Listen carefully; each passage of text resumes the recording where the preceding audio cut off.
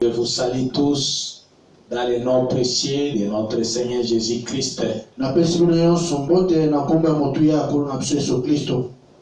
Nous allons lire la parole de Dieu pour que nous puissions avancer avec ça. Romains chapitre 4, verset 19 à 21.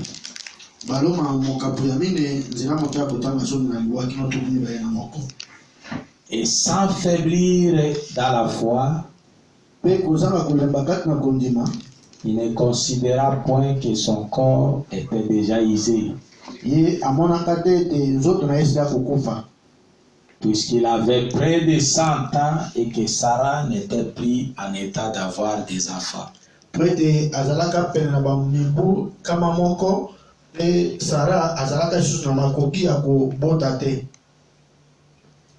Il ne douta point par incrédulité au sujet de la promesse de Dieu.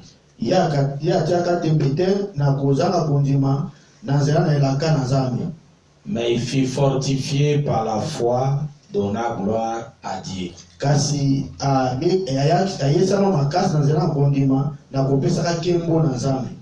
Et à la pleine conviction que ce qu'il promet, il peut aussi l'accomplir.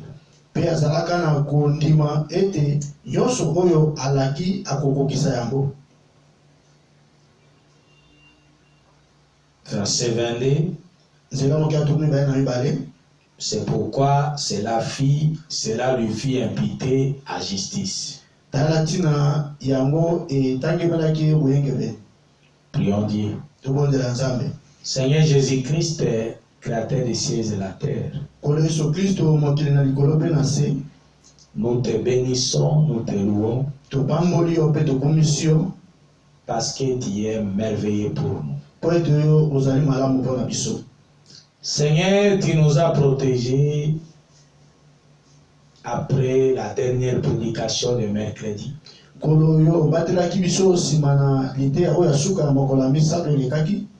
Et tu nous donnes encore cette merveilleuse occasion de nous retrouver devant ta présence ce vendredi, le 5 juin 2020 soir, pour écouter ta parole.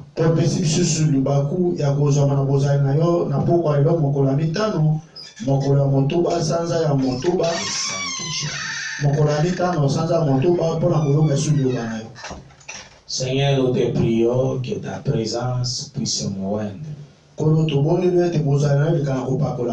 Que cette même présence puisse oindre l'interprète. Que cette présence puisse oindre ma famille qui est ici, ma femme et mes enfants, mes sœurs, mes frères.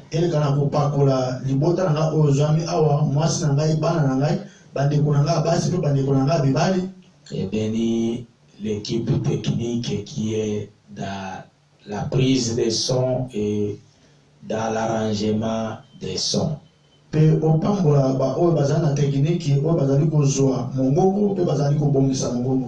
Nous te prions, Seigneur, que ta présence puisse descendre ici. Et que toi, la colonne de feu, tu puisses prendre la première place dans notre vie. Qu'aucune puissance démoniaque ne puisse agir au milieu de nous. Seigneur, interviens puissamment pour anéantir toutes les puissances du diable. Que ta parole puisse sortir avec sa puissance pour bénir tes enfants. Nous te le demandons pour ta gloire. Au nom du Seigneur Jésus-Christ, notre Dieu bien-aimé. Amen. Amen. Que Dieu vous bénisse encore. Nous allons poursuivre notre message.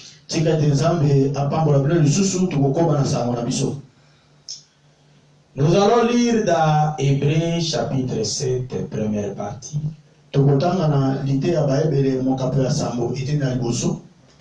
Prêché le 15 septembre 57.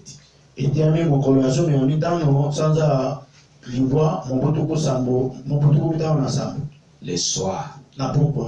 Nous continuons là où nous nous sommes arrêtés le mercredi au paragraphe 49.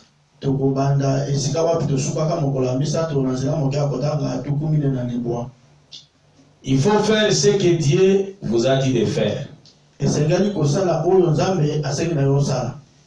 Et Abraham est parti comme ça, en prenant sa famille avec lui. Il les aimait. Ça, c'est le côté humain. Mais un peu plus tard, après un certain temps, son père est mort. Et il l'a enterré. Et puis il avait son neveu. Alors des querelles et des disputes ont éclaté.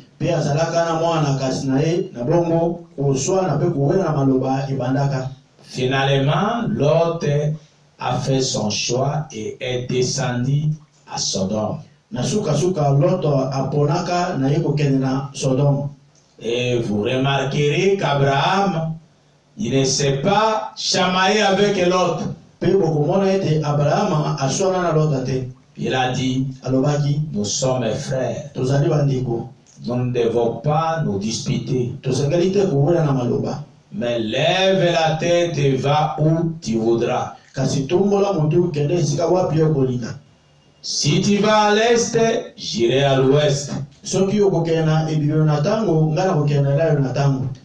Tu vas au nord, j'irai au sud. Voilà l'attitude chrétienne, être prêt à donner à l'autre homme la plus belle part du gâteau.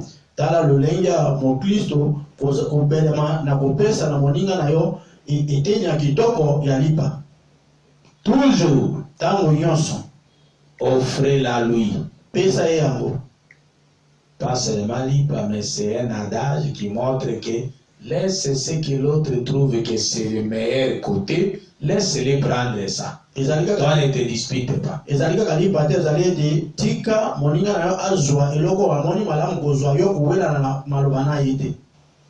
Toujours offrez-la lui. Laissez-les faire son choix. Amen. Amen. Quelqu'un dit, moi je vais faire mon choix. Laissez-les faire son choix. Pourquoi donc 50? Qu'est-ce qui a poussé Abraham à faire ça? Il savait que de toute façon, Dieu lui avait promis qu'il hériterait de tout. Amen. Amen. Et donc, une tente ou une maison que nous importe, tout nous appartient. Heureux les humbles de cœur, car ils hériteront la terre. C'est la Bible qui a dit ça.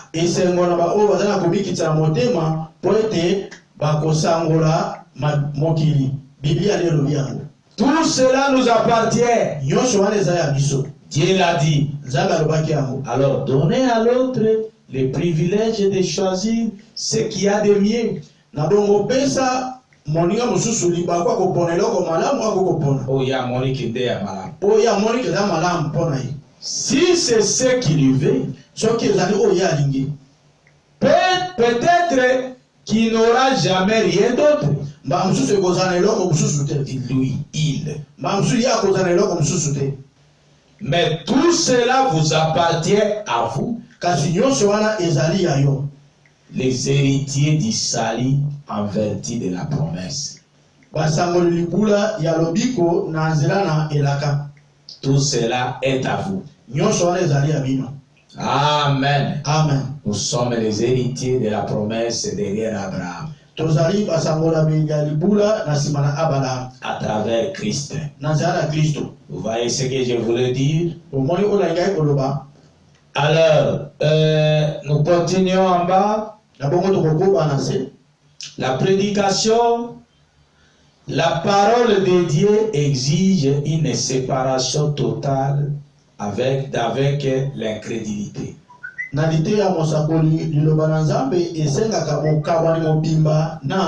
Paragraphe est prêché le 21 janvier 64.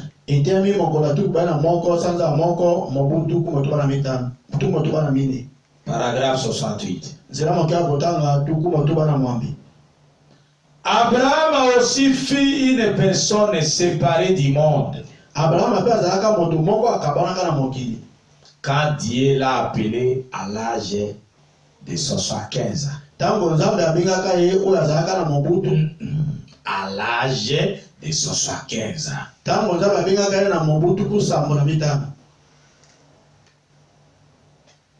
Sépare-toi de ta famille et de toute incrédulité. Vous voyez ça? C'est ce que Dieu lui a dit dans Genèse 12. 1 à 5. Sors pour entrer dans un monde dans lequel tu n'avais point marché auparavant. Au milieu d'un peuple que tu n'avais point connu auparavant. Sors et sépare-toi de quiconque s'oppose à ce que tu crois.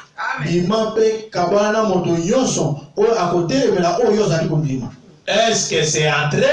Est-ce que vous comprenez la séparation?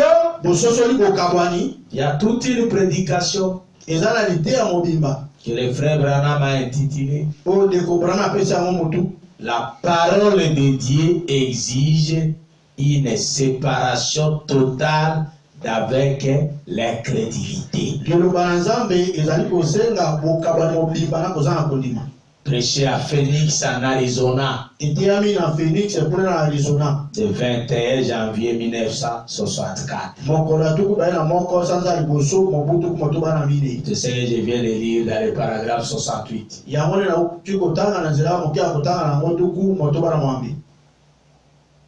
a demandé à Abraham de se séparer de tout celui de quiconque ne croit pas ce qui s'oppose à ce que lui croit.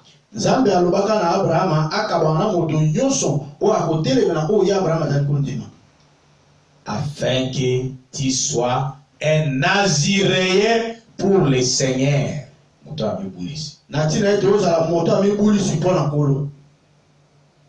Paragraphe 69. Toujours la parole de Dieu exige une séparation totale d'avec l'incrédulité. Paragraphe 69. En effet, il possédait une promesse en rapport avec le Fils. Quel est moi? Le Fils.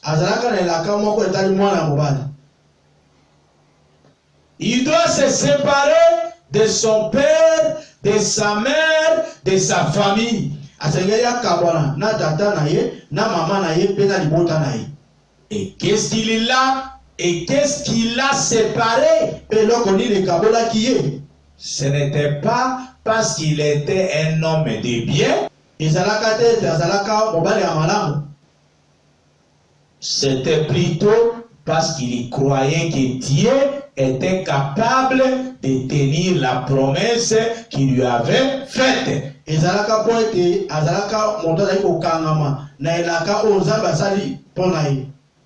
Ezali po azalaki moto azalaki kondima ete Nzambe azali na makoki ya kosimba elaka pe kokokisa elaka oyo apesaki. C'est ce qui l'a séparé des autres. Pour être quelqu'un qui est séparé du monde, vous devez croire à un Dieu véritable. Et croire à sa parole. Et décider de marcher avec sa parole.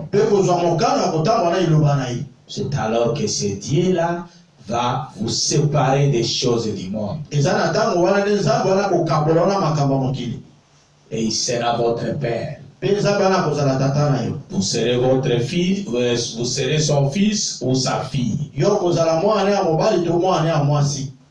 Amen. Amen. Dieu a dit à Abraham, sépare-toi de tout celui de quiconque s'oppose à ce que tu crois.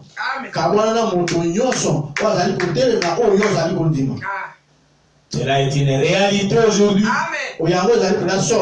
C'est pourquoi le mercredi, je vous ai dit, quand je vous ai raconté l'histoire de cette aventure qui s'est passée ici à l'église, j'ai dit à ses frères, les frères Ogi, je lui ai dit, mais les frères, quitte l'église, va-t'en là où tu veux. Parce que toi, tu ne crois pas à mon ministère. Pour toi, moi je suis un tribaliste. Selon toi, moi je n'aime pas les Balouba parce que pour toi les Balouba me combattent. Or, jusque-là, je n'ai pas encore ni un frère Moulouba, ni un frère Mungala, ni un frère Mouswahili, ni un frère Mukongo qui prêche avec moi dans cette église depuis 3 ans.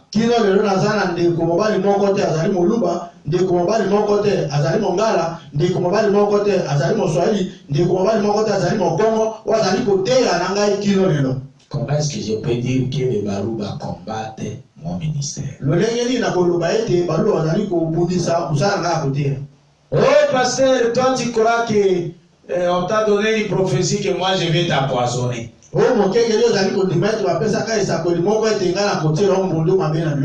J'ai posé la question, qui m'a donné cette prophétie? Moi je ne connais pas ça. Oh, c'est la sœur Atou qui avait donné cette prophétie, c'est connu de tout le monde. Je dis, mon frère, tu es en train de me distraire. Moi, je n'ai jamais écouté Atou me donner une prophétie que le frère Ogi va t'empoisonner. Je n'ai jamais écouté.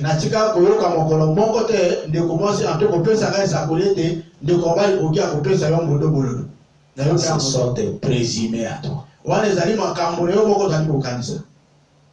Donc, non, pasteur, tu ne m'enlèves pas de service de huissier parce que je suis allé raconter à Toussaint, parce que je suis allé dire à Tiba, mais toi tu avais une idée contre moi dans ton cœur.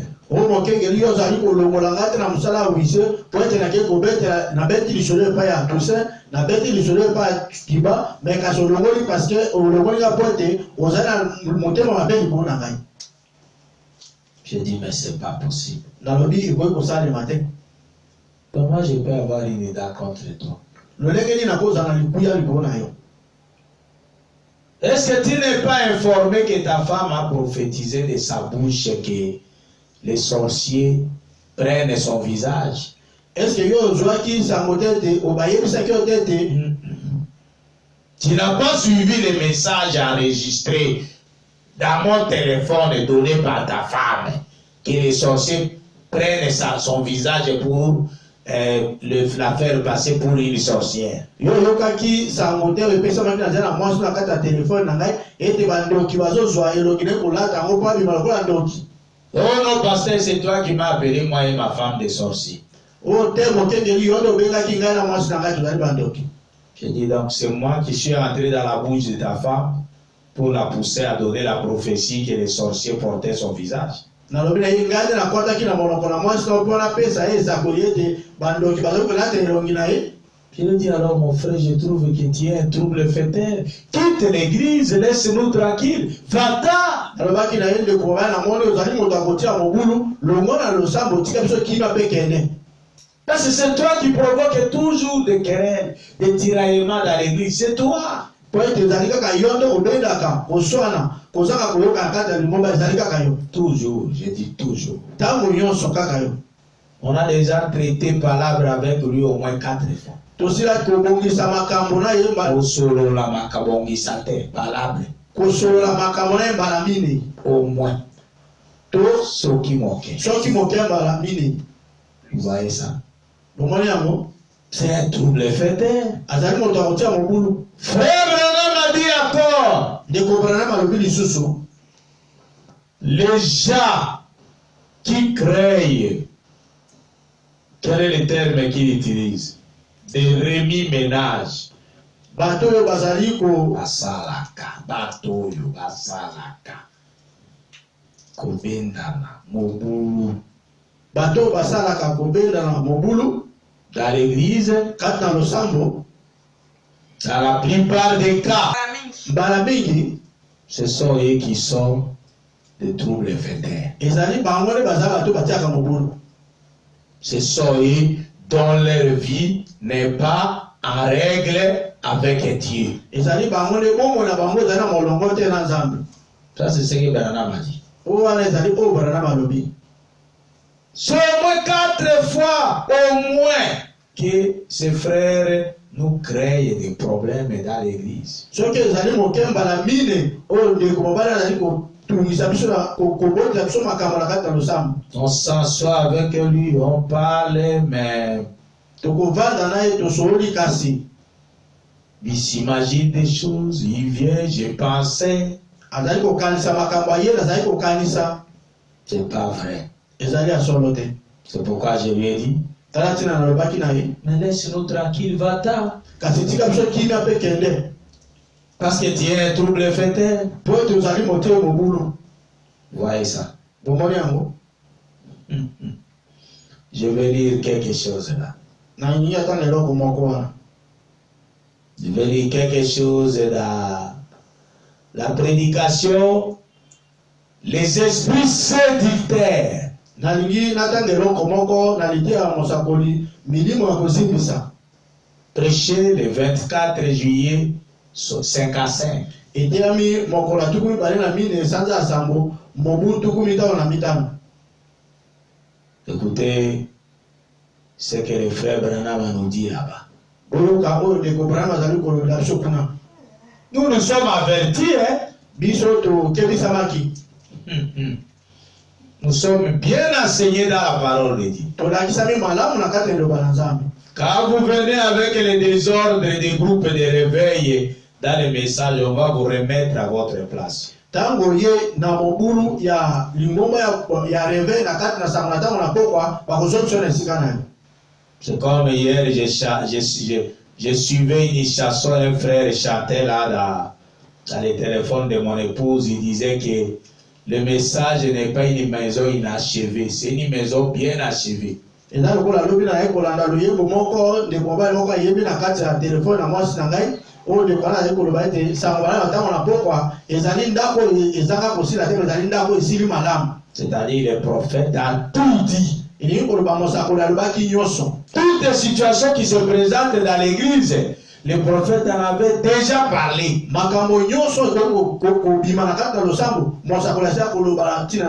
Pour nous avertir. Afin que nous puissions prendre la position comment faire face à ça. J'ai lu ça dans les esprits séditaires. Prêché le 24 juillet 5 à 5. Paragraphe 90.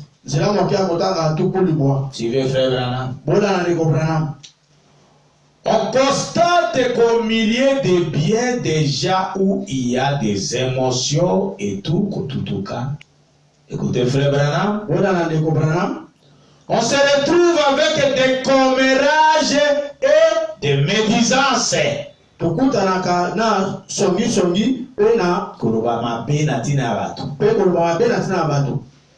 Vous suivez Frère Branham? Là où il y a déjà, on retrouve l'esprit de médisance et de commérage. Écoutez Frère Branham. Et toutes sortes de choses impies. Frère, ça, c'est de l'acide sulfurique dans l'église. Vous voyez ça? S'il y a un frère qui vient commencer à dire des choses fausses, créer des agitations au milieu de vous, agitation koningi sabato kotia makelele mobulu agitation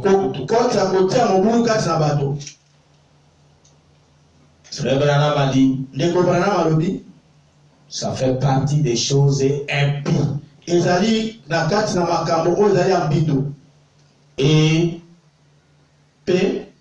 c'est de l'acide sulfurique dans l'église. Je crois que l'église, vous me suivez bien. Faut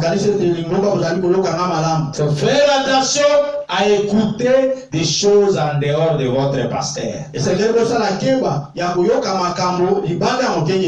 Jésus avait dit, mes brebis écoutent ma voix et elles me suivent. Une bonne brebis écoute la voix de son pasteur. Et si vous avez une question que vous ne comprenez pas, venez me voir, moi, votre pasteur. Je vais vous donner les détails possibles de la question.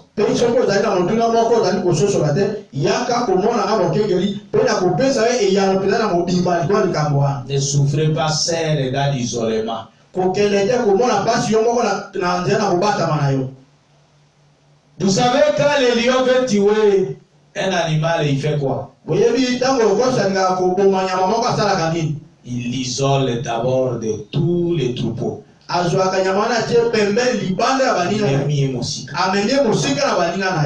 C'est là qu'il va l'étrangler, les tuer.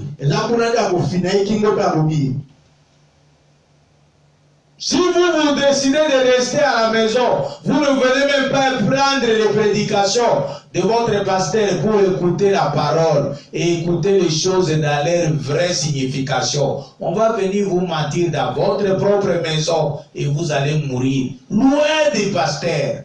Votre sang sera sur votre propre tête, pas sur ma tête.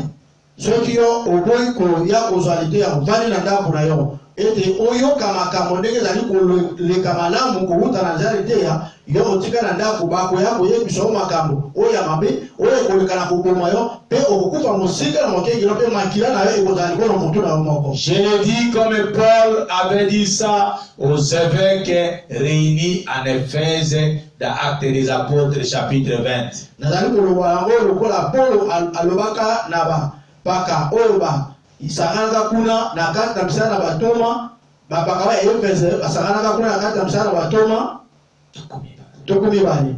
Il leur a dit, je vous ai donné tous les conseils de Dieu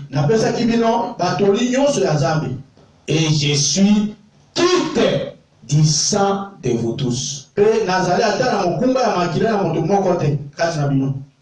attention aux troupeaux sur lesquels Dieu vous a établi l'évêque.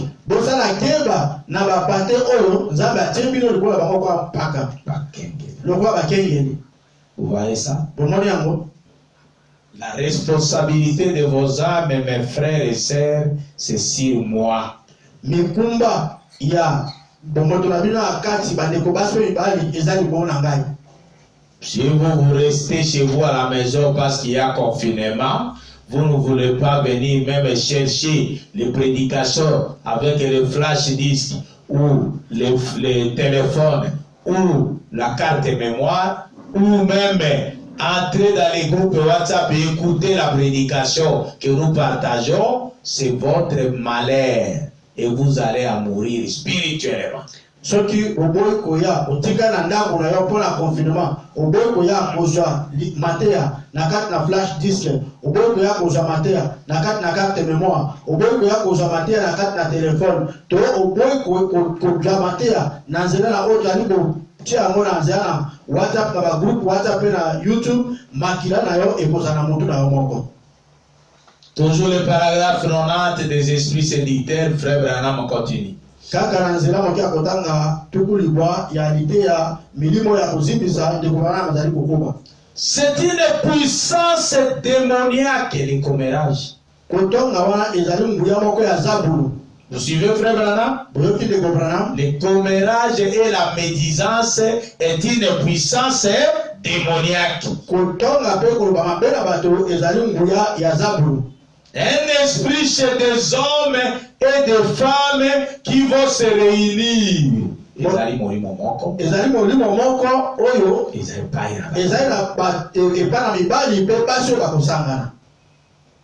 Et chercher à imposer quelque chose en disant, ils cherchent à imposer. Quand ils viennent vous parler à vous les pasteurs, c'est sans révérence. Ils veulent imposer. Pasteur, moi je vois que ça soit ça.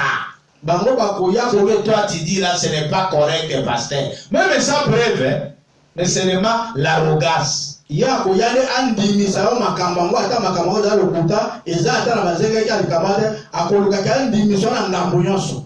Le frère Branham a dit, c'est un esprit qui est chez des hommes et des femmes qui vont se réunir et chercher à imposer quelque chose en disant.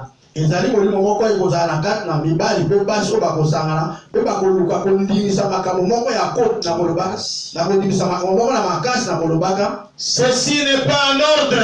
Oyo ezala molongo te. Ça c'est ça qui parle. Bangone bazali koloba bongo. Ça c'est Branham qui nous explique. Branham bazali kopesa biso ndimbola awa. Viens vous voir vous les pasteurs. Na ye komona mo ils viennent. Bayaka komona mo kengeli. Les hommes ou les femmes. Mibali to basi. Et ils disent. Pe bazali koloba. Ceci n'est pas en ordre. Oyo ezala molongo te. Et ceci n'est pas en ordre. Pe oyo ezala molongo te. Et ceci n'est pas en ordre. Pe oyo ezala molongo te. Et cela n'est pas en ordre. Pe oyo kuna pe ezala molongo te. C'est-à-dire c'est quoi?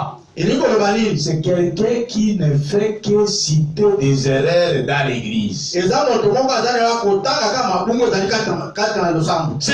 pas en ordre. Ceci n'est pas en ordre. Cela n'est pas en ordre. Oh. Donc il n'y a que toi qui es en ordre. Pasteur, toi tu dis que ce sont les Balouba qui combattent ton ministère. Mensonge. Ils ont combattu ça comment?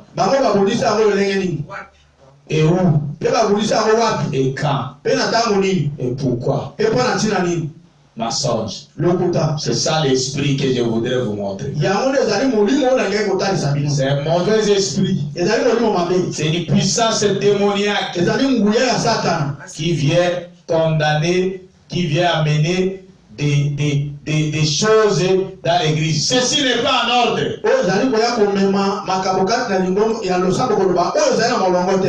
Toi tu dis que ce sont les Balouba qui combattent ton ministère. Depuis quand? Non, tu es une idée contre moi. Je sais que tel que toi tu es pasteur. Je te connais très bien. Quand Élie, sa femme avait des problèmes ici, tu nous avais dit à nous les huissiers qu'Élie ne travaillera jamais dans cette église.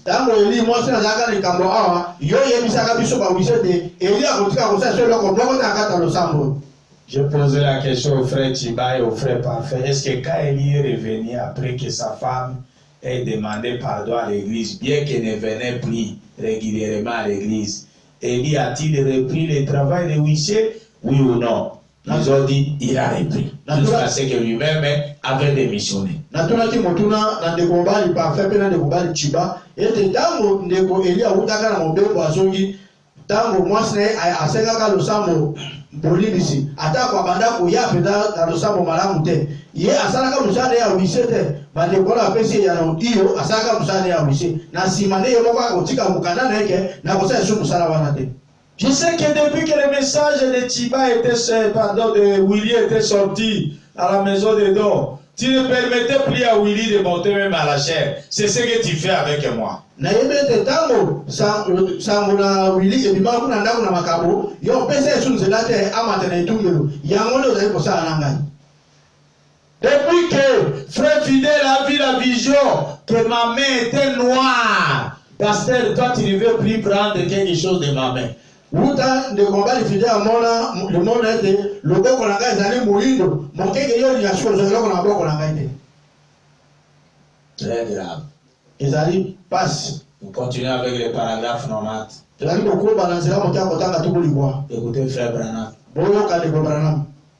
Les gens là qui disent ceci n'est pas en ordre, ceci n'est pas en ordre, ceci ne marche pas dans l'église. Bato bazali wana koloba oyo ezali na molongo te oyo ezali na molongo te oyo ezali kotangwa malamu te na kati na losambo. Suivez frère Branham. Bona na ndeko Branham. Il dit aye koloba si vous remontez à la source, soki bomati kuna soki bolande likambo kino na ebandeli. Vous suivez frère Branham. aye kola na ndeko Branham. Nous avons reçu un véritable prophète de Dieu. Il a prêché ça depuis 1955. Le 24 juillet 55. Mais nous vivons la chose aujourd'hui en 2020. Après combien d'années? 65 ans. Suivez frère Branham. Il dit si vous remontez à la source, 9 fois sur 10, c'est la personne même qui cause tout le remue-ménage. Ezali moto wana ye moko oyo azotia mobulu oyo azali kotia mobulu kobimisa mobulu oyo azali kobimisa mobulu qui n'est pas en ordre oyo ye azali na molongo te. Vous suivez le frère Branham? Bolani de Branham. Il dit 9 cas sur 10. Alobi kozwa makambo libali kona zomi bato libali kona zomi qui cause des agitations dans les églises. Oyo bani bato ningi saka makambo na kata limoba qui se passe pour des saints. Oyo bani akisaka te bazali basantu plus saints baleki kimosantu que les autres. Baleki ba mususu na kimosantu plus saints même que les pasteurs. Baleki ata mokenge na kimosantu. Frère Branham a dit 9 fois sur 10. Ndefo Branham a dit que bato liwali kona zomi te mbala 9 fois sur 10. Bala liwali kona zomi. C'est la personne même qui crée le remue-ménage qui n'est pas en ordre. Mais elle est pressée à dire ceci n'est pas en ordre. Écoutez, frère Branham lui-même il dit Amen. Dieu déteste la discorde entre frères. Soyez respectueux.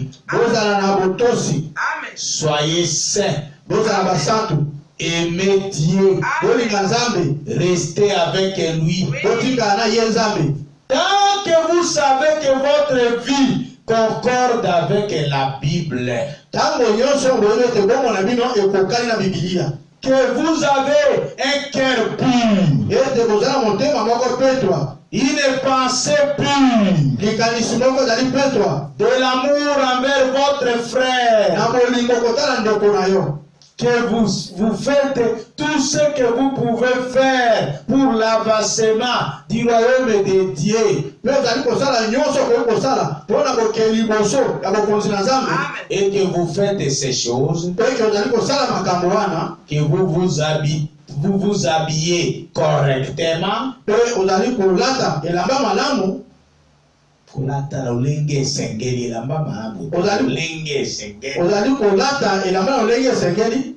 que vous vivez correctement, que vous parlez correctement. Un chrétien ne parle pas comme un bandit.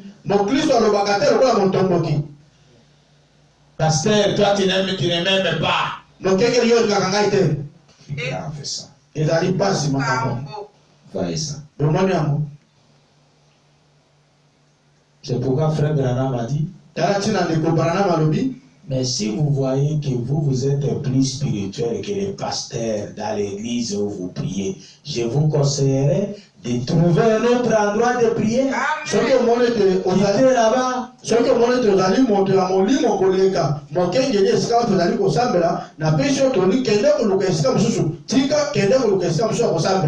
Vous voyez ça? Frère Branham a dit, que vous parlez correctement, que vous allez aux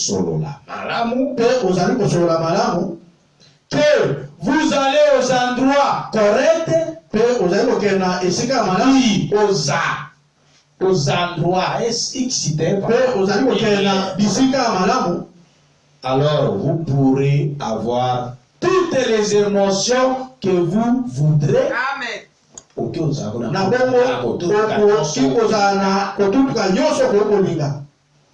Et tout le monde y croira. Alléluia. Amen. Vous voyez ça? Vous pouvez voir des visions. Vous détaillez à la personne, il y a une semaine, tu étais à Maluku, tu as fait ça, tu étais à Njiri.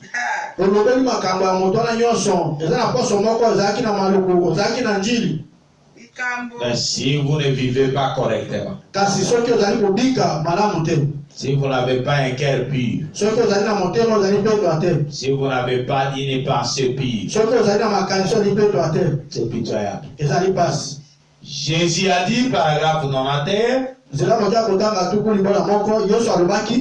vous êtes les sels de la terre.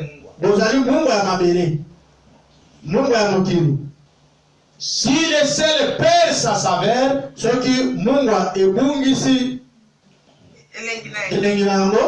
il ne sert plus qu'à être jeté dehors et foulé aux pieds par les hommes. Si vous êtes juste du sel, sans plus. Si vous êtes juste du sel, sans plus, ça ne sert à rien. Mais si vous avez la saveur à l'intérieur, soyez salés et le monde aura soif. Alléluia. Amen. Devenez salés. Ils auront soif. Oh là là. On a dit. Des esprits séducteurs qui vont de l'avant, des démons déguisés. Regardez, nous sommes au dernier jour. Nous sommes au temps de la fin. Le monde est sur le point d'aboutir comme un firocle douloureux quelque part. Qui vit Bomoko.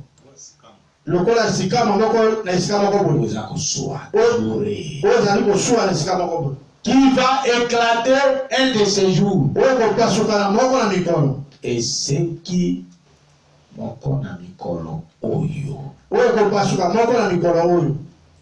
qui et ce qui est au centre va en sortir d'un coup.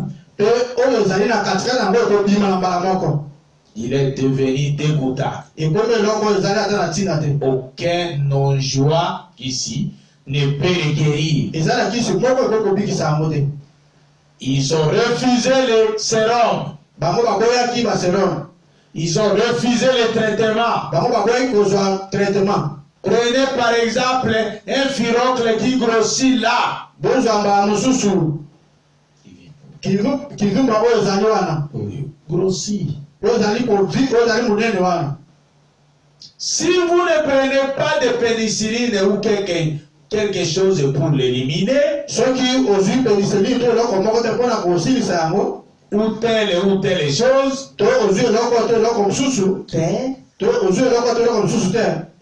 il va simplement continuer à grossir jusqu'à ce qu'il éclate. Vous voyez ça? On a 3. Je laisse ça. Je vais vous lire une dernière citation. Pour arrêter là pour ce soir, on va continuer demain. Nous allons lire dans Christ et le mystère de Dieu révélé.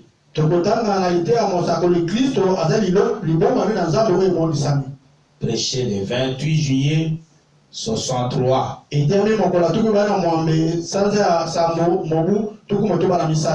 C'est par là que je vais terminer. Nous lisons à partir du paragraphe 80.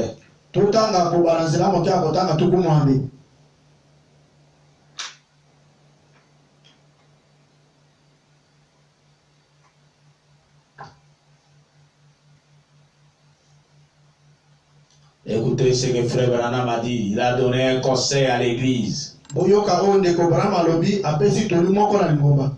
a. Aimez-vous les uns les autres, paragraphe 80.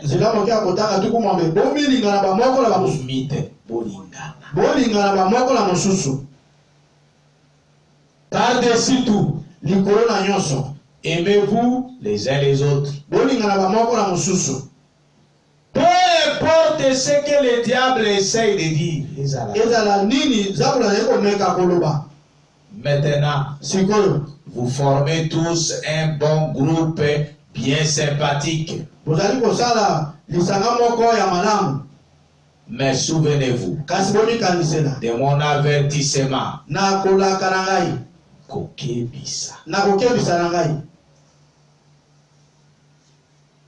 Voyez, Satan ne va pas laisser ça comme ça, cette église.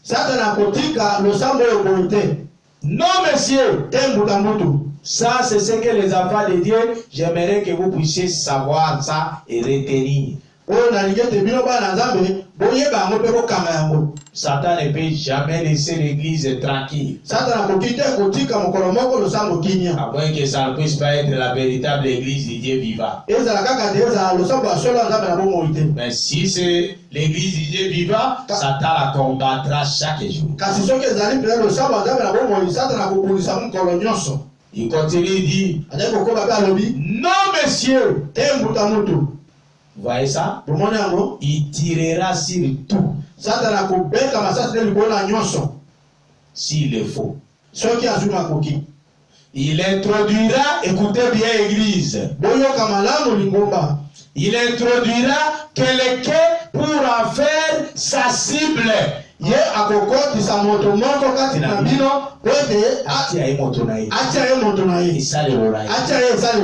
Suivez bien. C'est pourquoi j'ai dit que le frère Branham nous a tout dit. Il introduira un critiqueur ou un incroyant.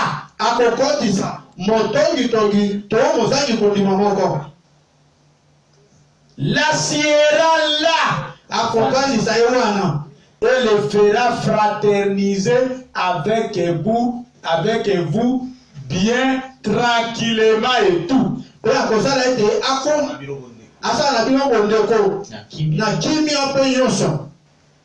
Vous suivez l'église? Ça c'est le prophète qui parle. Ensuite, il injectera à cet individu un genre de poison. akokotisa kati na moto wana lolenge ya mondoko lomoko. Et il commencera à répandre ça dans l'église. Oh, le pasteur nous a cité ça aussi avec ma femme, c'est pourquoi j'ai quitté l'église. Mais on lui pose la question, non, moi je n'ai pas encore quitté l'église, je suis là, pasteur. Mais le frère là, quand il a parlé, et il a dit à la sœur là, et la sœur là a dit à la femme des frères parfaits, c'est pas toi qui as dit ça. Non, non, pasteur, c'est pas moi. Alors si ce n'est pas toi, alors c'est toi ou ta femme. Non, non, non, moi je ne sais pas. Donc on va dire alobaki na ndeko mwasi wana ndeko mwasi na lobeli ndeko mwasi amwasi ndeko mwasi mwasi ndeko mobali parfait sikoyo ta o ngani na lobi yango te mais soki ezali yo nde lobi yango te ezali mwasi nde alobi yango to mwasi no be to yo soki ezali yo te ezali to mwasi na to yo.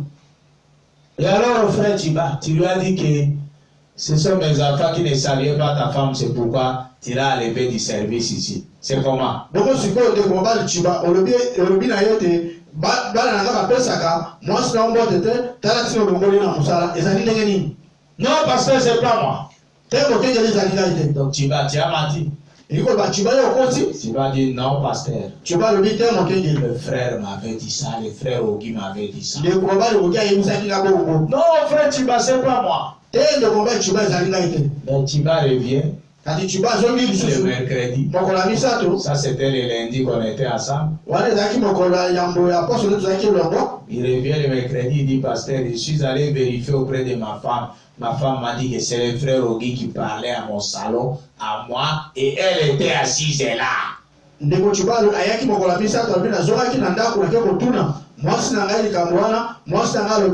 Mobali na ngai ezalaka de mobali kogida bandai kobetela lisolo ngana zalaki mpo na salon na biso. Frère Branham a dit, le diable va injecter du poison dans cet homme. Et il commencera à répandre ça dans l'église. Écoutez frère Branham, ne prenez surtout pas parti pour ça.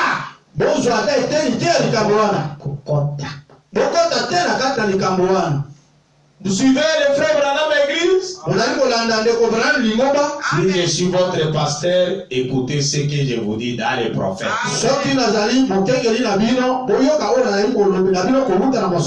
Frère Branham continue. N'ayez absolument rien à faire avec quoi que ce soit d'autre.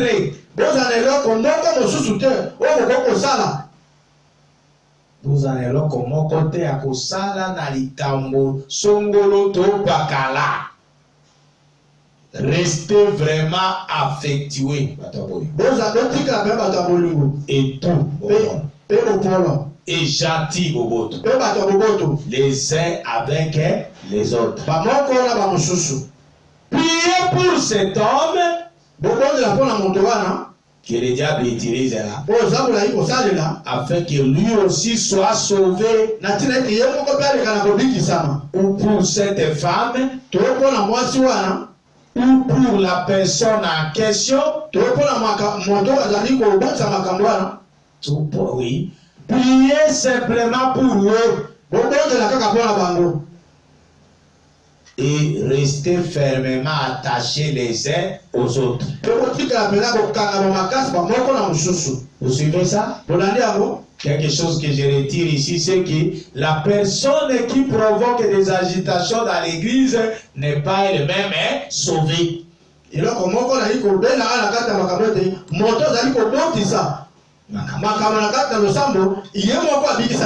pourquoi frère Branham a dit prier pour lui, pour qu'il soit lui-même sauvé. Paragraphe 81. Écoutez frère Branham. Et restez avec votre pasteur. Voyez, il est le berger.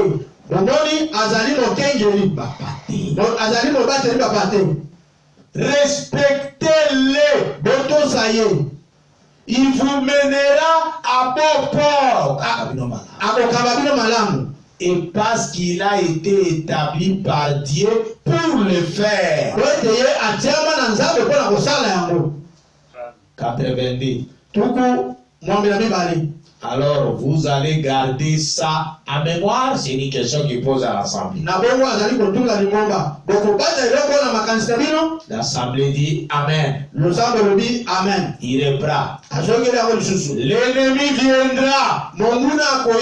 Et quand il viendra, cramponnez-vous d'autant plus les uns aux autres.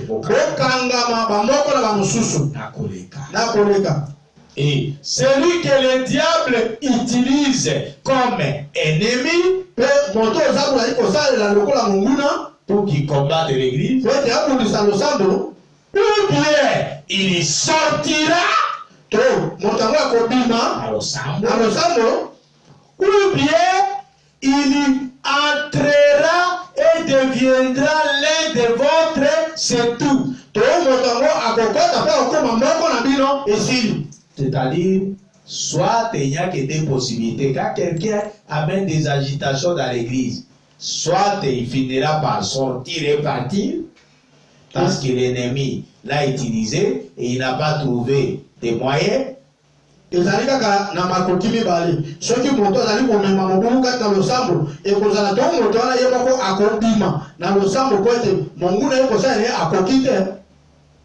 soit il va revenir se réconcilier de tout cœur avec sincérité et devenir l'un des vôtres.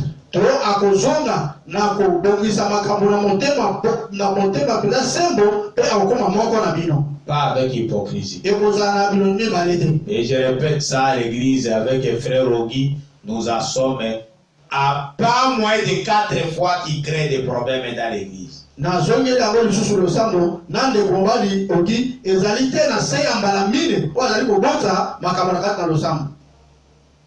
Et il n'a jamais demandé pardon comme ça sincèrement. 83.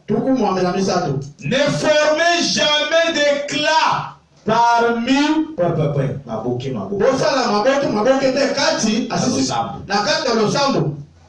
n'ayez pas de propos, n'adoptez pas un esprit d'éclat. Maloba.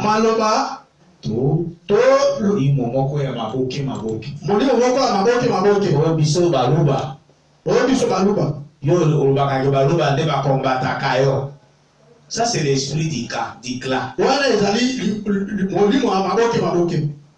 Tu veux séparer l'église, c'est ce que je lui ai posé la question. C'est ça l'argument tribaliste que tu vas utiliser pour dire aux frères Balouba que les frères et les pasteurs Yororo ne nous aiment pas, nous les Balouba. Venez pour qu'on quitte l'église. Tu es un menteur, un risé. Avec l'esprit tribaliste. Écoute-moi bien, il parle bien.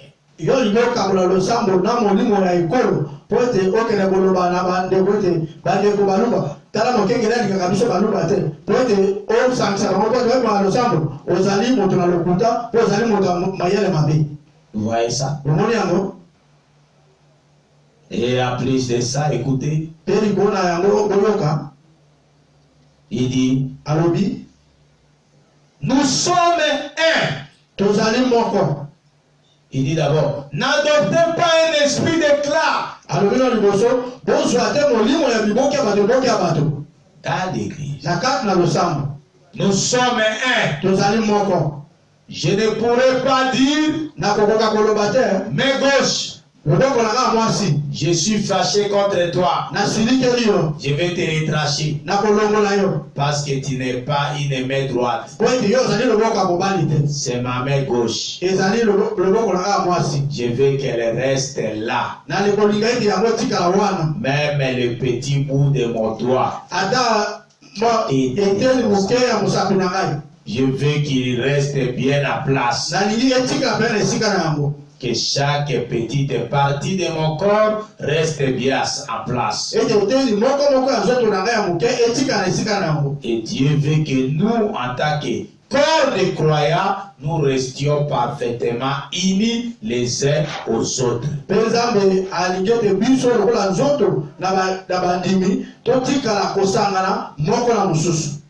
Unis les uns aux autres. 84, en fait.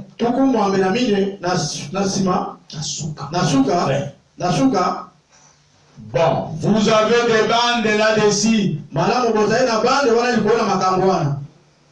Vous avez des bandes sur ce que nous croyons.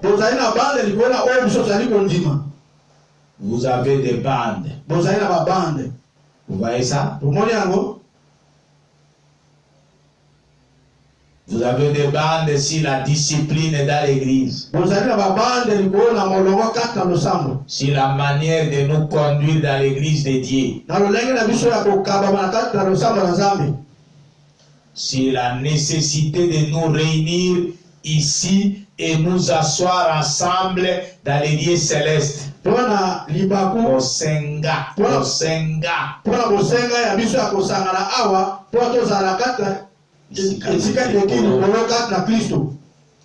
Ne restez pas à la maison. Si Dieu est dans votre cœur, vous avez hâte que les portes s'ouvrent là pour pouvoir entrer ici.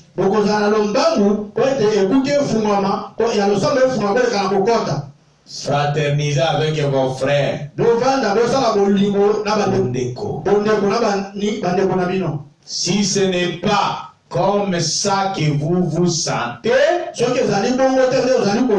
commis, alors je vous assure, il est temps que vous vous mettiez à prier.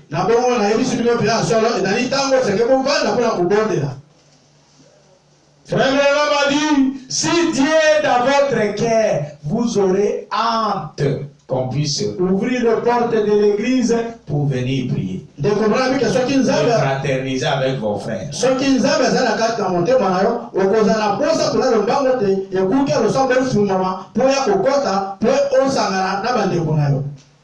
Mais depuis qu'on a fermé les églises, ça fait aujourd'hui 2 mois.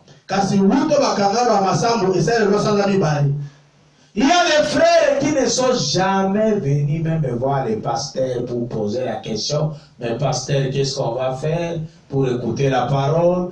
Qu'est-ce qu'il y a? Ils ne savent même pas que j'ai fait des enregistrements à partir de mon salon et qu'ils peuvent passer avec leur téléphone. On leur met la parole. Ils peuvent passer avec leur flash disque, les cartes de mémoire. On leur met la parole. Ceux qui ont des WhatsApp, on a créé même un groupe WhatsApp où ils peuvent suivre la parole. Ils sont totalement dans le monde. bayebi ata te koya kotuna mokengele na bango lokola bakangi losambo tokosala ndenge nini to lolenge tokosala bavaya na bandako na bango bayebi pe ata te ke awa nateyaka pe bayaka kozwa ba mateya na nzela na telefone na nzela na carte mémoire to mateya etiami na WhatsApp o na groupe o ya losambo na créer ete bato oleka kuna koleka kozwa po oleka na ko même ceux qui ont les groupes, ceux qui sont dans les groupes WhatsApp, vous postez les prédications comme ça. En tout cas, c'était 1, 2, 3 personnes qui font des commentaires sur la prédication. Les autres sont silencieux. Ataba o bazana groupe WhatsApp ezana batomi bale to misato ne bazali ko chama maloba na mateo bazali ko yoka o bazali ko mwana kuna ba musuka bavandi kimia. Ça signifie qu'il ne s'en occupe pas. C'est un bon débarras. Mais quand la maladie les frappe, ils viennent vite. Quand je vois le pasteur, je suis malade. Et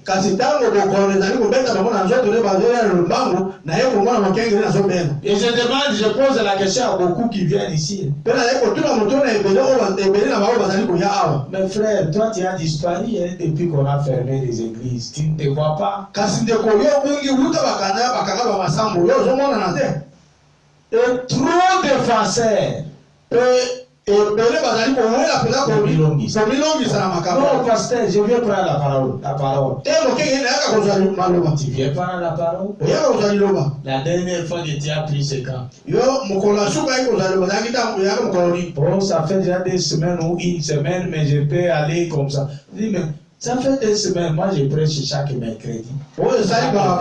Vendredi, chaque samedi dans mon salon et on publie ça. Mais maintenant, toi, tu as fait une semaine, 2 semaines, tu n'es pas venu. Tu ne vois pas que tu n'as pas raison. Oh, ça y va pas seulement quand on bali na zalaki kuna siko ngai na yebise ke ngai na teaka mokola misato mokola mitano pe mokola poso yo osali ba poso mi bale osali ko yate o mite ke lo bezaka tango lo sokote ya awa. C'est pitoyable. Et ça passe. Que Dieu vous fasse grâce, l'Église, à comprendre les choses de Dieu. Sachez que le royaume de Dieu, depuis Jean-Baptiste, il est donné aux violents.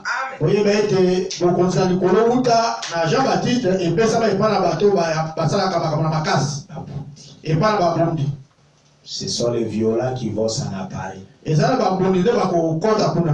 Et la Bible dit dans l'Apocalypse, c'est seul le vainqueur qui entrera.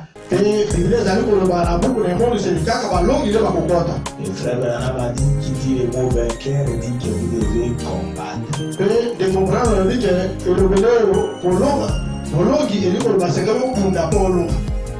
Quand vous êtes encore dans les Bisenga Mokili, je ne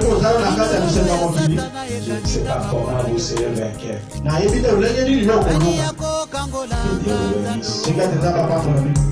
Comme la Bible dit, que celui qui a les oreilles pour attendre, merci. Seigneur Jésus, merci parce que tu as fait tout. De la faire grâce, nous avons dans ta présence. Pour que nous puissions prêcher ta parole. Maintenant, nous remettons entre tes mains. Pour Dieu, Seigneur, de nous transformer, de nous changer. Afin que nous puissions le faire dans ta présence. Que ta grâce en ta seule nous te demandons pour ta gloire.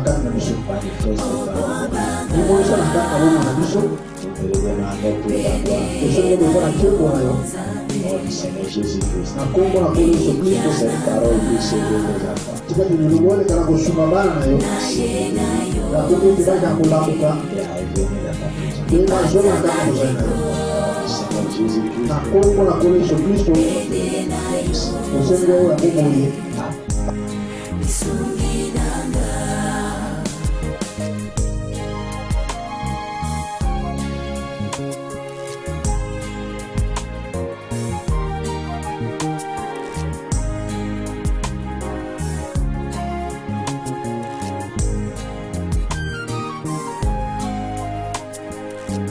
Mapinga ya Delila evominga miso yawe. Ani yako zalisanga yawe. Tinana yango na belelio masia. Gambe na Samsona zalisanga. Mapinga ya bilulela evominga miso yawe. Soki yo salisinga ite yawe. Ekozala boni ponanga masia. Bolo sali sanga. Inana yango na yeba na yo.